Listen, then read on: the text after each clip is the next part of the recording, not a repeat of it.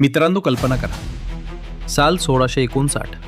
प्रतापगडाच्या घनदाट जंगलात एक छोटासा शामियाना आणि त्यात फक्त 2 माणसं. एका बाजूला अफजल खान, विजापूरचा क्रूर आणि बलाढ्य सरदार, हजारो सैनिकांची प्रचंड फौज घेऊन आला होता शिवाजी महाराजांना संपवण्यासाठी. आणि दुसऱ्या बाजूला छत्रपती शिवाजी महाराज, फक्त मुठभर मावळ्यांसोबत खान धमकावत आला होता. पण महाराजांनी अचानक भेटीचा प्रस्ताव दिला का त्यांच्या मनात नक्की काय चाललं होतं?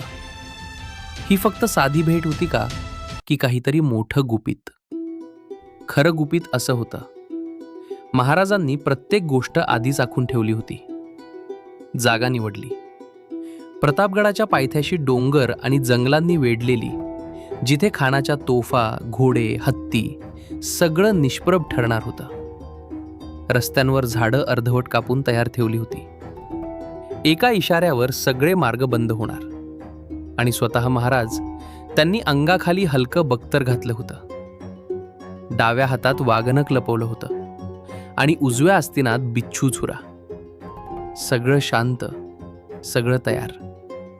दोघे भेटायला पुढे आले, आलिंगनासाठी हात पुढे गेले. आणि त्या क्षणी वातावरणात भयंकर शांतता पसरली. जणू वेळच थांबली होती. अचानक अफजल खानानं महाराजांना घट्ट पकडलं आणि पाठीवर वार करण्याचा प्रयत्न केला. पण महाराज तयार होते. एका क्षणात त्यांनी वाघनखाने खानाचा पोट फाडला. खान किंचाळला आणि लगेच बिच्छूने दुसरा वार. क्षणात सगळं बदललं. जंगलातून मावळे बाहेर पडले. त्यांनी खानाच्या फौजेवर तुटून पडले. रस्ते बंद, सैन्य गोंधळलेलं आणि पराभव निश्चित. हा होता अफजल खान वधाचा खरं गुपित. महाराजांची दूरदृष्टी, त्यांची गुप्त योजना आणि अद्भुत रणनीती, जिथे ताकद हरली आणि बुद्धी जिंकली. छत्रपती शिवाजी महाराज की जय.